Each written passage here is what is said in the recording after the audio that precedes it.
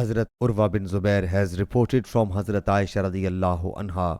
Hazrat Abu Huzaifa bin Utbah bin Rabi'ah bin Abd Shams was a man who participated in the battle of Badr accompanied by the Prophet sallallahu alaihi wasallam and had adopted Salim as the Prophet sallallahu alaihi wasallam adopted Hazrat Zaid, and Hazrat Huzaifa married his niece Hind, the daughter of Walid bin Utbah bin Rabi'ah, to him.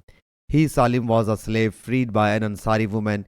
It was a practice in vogue in pre-Islamic period of ignorance that whosoever would adopt a child, the people would call him his son, and he would also inherit him until Allah Jalla Jalaluhu sent down this command: call them after their fathers. This is more justified in the sight of Allah. But if you do not know their fathers, then they are your brothers in faith and as human being your cousin. Surah Al-Ahzab verse 5.